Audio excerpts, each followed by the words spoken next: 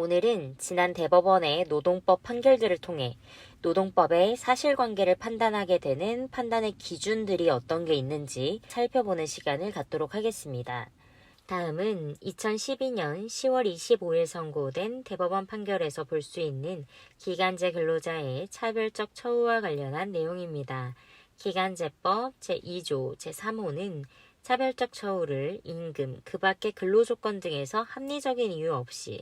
불리하게 처우하는 것으로 정의하고 있다. 여기서 불리한 처우라 함은 사용자가 임금, 그 밖의 근로조건 등에서 기간제 근로자와 비교 대상 근로자를 다르게 처우함으로써 기간제 근로자에게 발생하는 불이익 전반을 의미하고, 합리적인 이유가 없는 경우라 함은 기간제 근로자를 달리 처우할 필요성이 인정되지 않거나 달리 처우할 필요성이 인정되는 경우에도 그 방법이나 정도 등이 적정하지 아니한 경우를 의미한다고 할 것이다. 그리고 합리적인 이유가 있는지 여부는 개별 사안에서 문제가 된 불리한 처우의 내용 및 사용자가 불리한 처우의 사유로 삼은 사정을 기준으로 기간제 근로자의 고용 형태, 업무의 내용과 범위, 권한, 책임, 임금, 그 밖의 근로조건 등의 결정 요소 등을 종합적으로 고려하여 판단하여야 한다 라고 보았습니다. 다음은 2004년 9월 3일 선고된 대법원 판결에서 볼 수 있는 업무의 재해의 인과관계와 관련한 내용입니다. 산업재해보상보험법상 소정의 업무상 재해라고 함은 근로자의 업무 수행 중 그 업무에 기인하여 발생한 질병을 의미하는 것으로 업무와 사망의 원인이 된 질병 사이에 인과관계가 있어야 하지만 질병의 주된 발생 원인이 업무 수행과 직접적인 관계가 없더라도 적어도 업무상의 과로나 스트레스가 질병의 주된 발생 원인에 겹쳐서 질병을 유발 또는 악화시켰다면 그 사이에 인과관계가 있다고 봐야 하고, 그 인과관계는 반드시 의학적, 자연과학적으로 명백히 입증하여야 되는 것은 아니고, 재반 사정을 고려할 때 업무와 질병 사이에 상당 인과관계가 있다고 추단되는 경우에도 그 입증이 있다고 봐야 하고, 또 평소에 정상적인 근무가 가능한 기초질병이나 기존질병이 직무의 과중 등이 원인이 돼서 자연적인 진행 속도 이상으로 급격하게 악화된 때에도 그 입증이 있는 경우에 포함되는 것이며, 업무와 사망 간의 인과관계의 유무는 보통 평균인이 아니라 당해 근로자의 건강과 신체 조건을 기준으로 판단하여야 한다라고 보았습니다. 다음은 대법원 2011년 9월 8일 선고된 판결에서 볼 수 있는 노동조합회의 참가가 금지되는 자에 관련한 내용입니다. 노동조합법상 사용자에 해당하는 사업주, 사업의 경영 담당자 또는 그 사업의 근로자에 관한 사항에 대해 사업주를 위하여 행동하는 자와 항상 사용자의 이익을 대표하여 행동하는 자는 노동조합회에 참가가 금지되는데, 그 취지는 노동조합의 자주성을 확보하려는 데 있다. 여기서 그 사업의 근로자에 관한 사항에 대해 사업주를 위해 행동하는 자라 함은 근로자의 인사, 급여, 후생, 노무관리 등 근로조건의 결정 또는 업무상의 명령이나 지휘 감독을 하는 등의 사항에 대해 사업주로부터 일정한 권한과 책임을 부여받은 자를 말하고, 항상 사용자의 이익을 대표하여 행동하는 자는 근로관계 결정에 직접 참여하거나 근로관계에 대한 계획과 방침에 관한 기밀사항 업무를 취급할 권한이 있는 등 그 직무상의 의무와 책임이 조합원으로서 의무와 책임에 직접적으로 저촉되는 위치에 있는 자를 의미하므로, 이러한 자에 해당하는지 여부는 일정한 직급이나 직책 등에 의해 일률적으로 결정돼서는 안 되고, 그 업무의 내용이 단순히 보조적, 조언적인 것에 불과해서 그 업무의 수행과 조합원으로서의 활동 사이에 실질적인 충돌이 발생할 여지가 없는 자도 이에 해당되지 않는다고 할 것이다 라고 보았습니다. 다음은 2006년 2월 24일 선고된 대법원 판결에서 볼 수 있는 단체교섭의 요구 거부와 관련한 내용입니다. 단체교섭에 대한 사용자의 거부나 해태에 정당한 이유가 있는지 여부는 노동조합 측의 교섭권자, 노동조합 측이 요구하는 교섭 시간, 교섭 장소, 교섭 사항 및 그의 교섭 태도 등을 종합하여 사회통념상 사용자에게 단체교섭 의무의 이행을 기대하는 것이 어렵다고 인정되는지 여부에 따라 판단해야 할 것이다. 쟁의행위는 단체교섭을 촉진하기 위한 수단으로서의 성질을 가지므로 쟁의행위 기간 중이라는 사정이 사용자가 단체교섭을 거부할 만한 정당한 이유가 될 수 없고, 한편 당사자가 성의 있는 교섭을 계속하였음에도 단체교섭이 교착 상태에 빠져 교섭의 진전이 더 이상 기대될 수 없는 상황이라면 사용자가 단체교섭을 거부하더라도 그 거부에 정당한 이유가 있다고 할 것이지만, 위와 같은 경우에도 노동조합 측으로부터 새로운 타협안이 제시되는 등 교섭 재개가 의미 있을 것으로 기대할 만한 사정 변경이 생긴 경우에는 사용자로서는 다시 단체 교섭에 응하여야 하므로, 위와 같은 사정 변경에도 불구하고 사용자가 단체 교섭을 거부하는 경우에는 그 거부에 정당한 이유가 있다고 할 수 없다라고 보았습니다. 다음은 2001년 2월 23일 선고된 대법원 판결에서 볼 수 있는 단체교섭의 당사자와 관련한 내용입니다. 노동조합의 하부단체인 분해나 지부가 독자적인 규약 및 집행기관을 가지고 독립된 조직체로서 활동을 하는 경우엔 당의 조직이나 그 조합원의 고유한 사항에 대해서는 독자적으로 단체 교섭하고 단체 협약을 체결할 수 있고, 이는 그 분해나 지부가 노동조합 및 노동관계 조정법 시행령 제7조의 규정에 따라 그 설립신고를 하였는지 여부에 영향을 받지 않는다라고 보았습니다.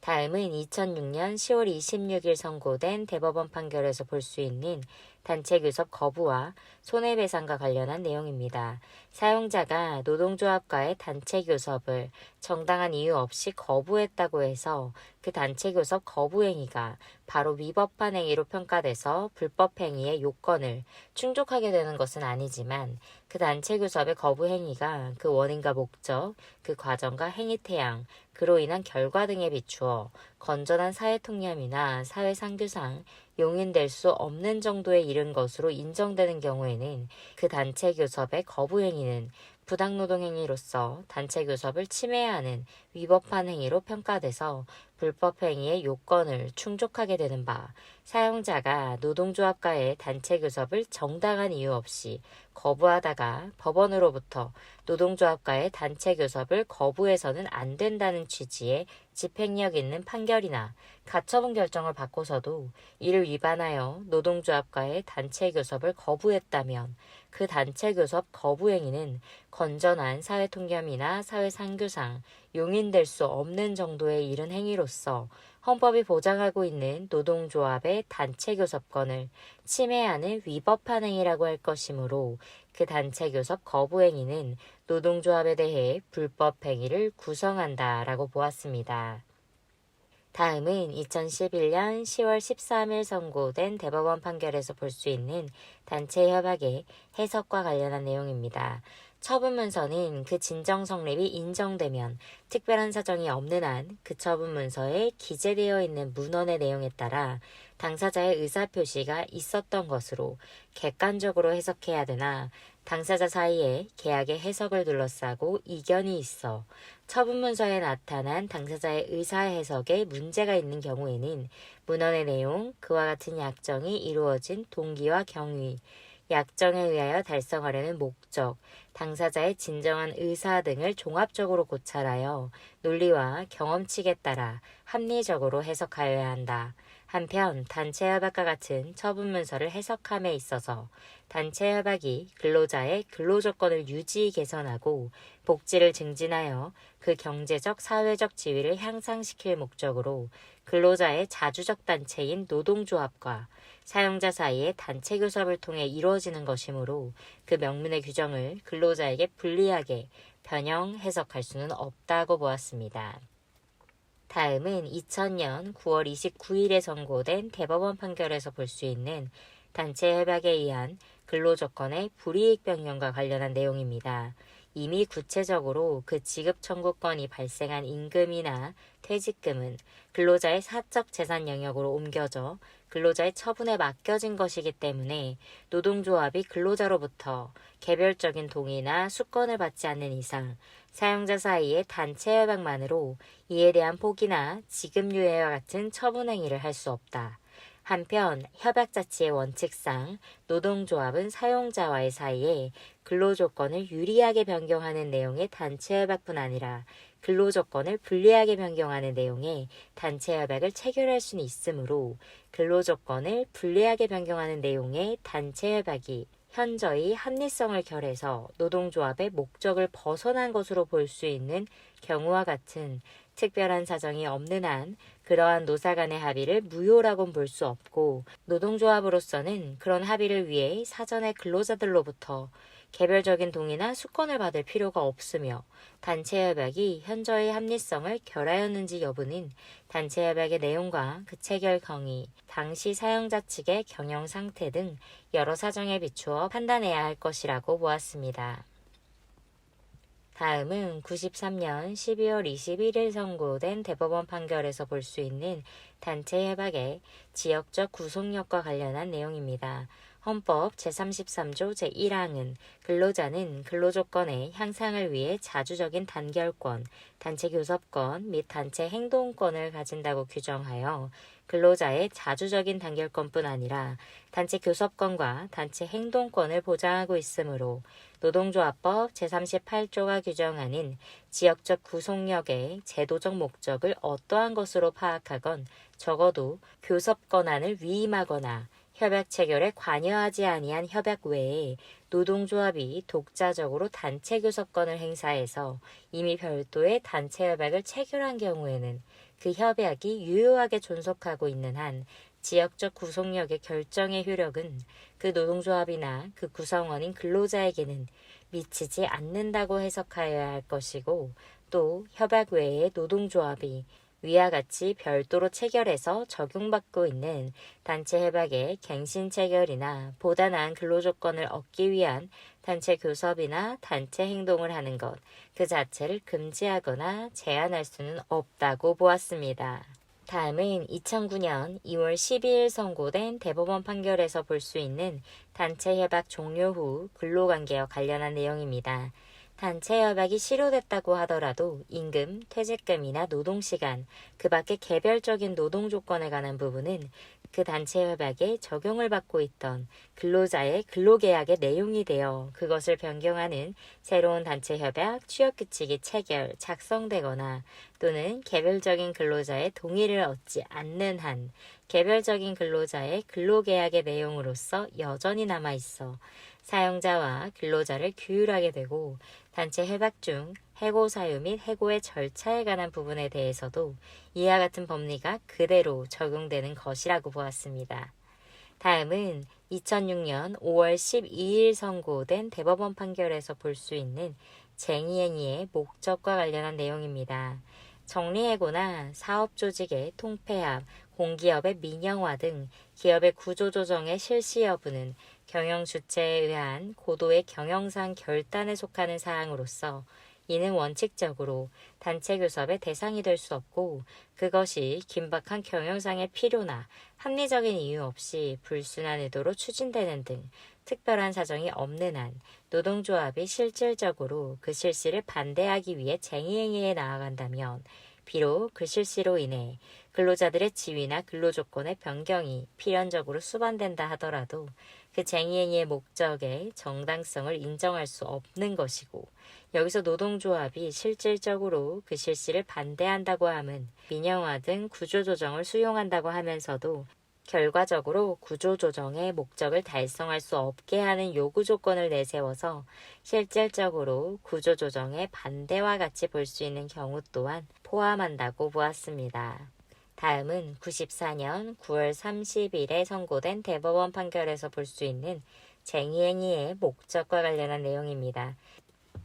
단체 협약에서 이미 정한 근로조건이나 기타 사항의 변경, 개폐를 요구하는 쟁의행위를 단체 협약의 유효기간 중에 해서는 안 된다는 이른바 평화의무를 위반하여 이루어진 쟁의행위는 노사관계를 평화적, 자주적으로 규율하기 위한 단체 협약의 본질적 기능을 해치는 것일 뿐 아니라 신의성실의 원칙에도 반하는 것으로 정당성이 없다라고 보았습니다.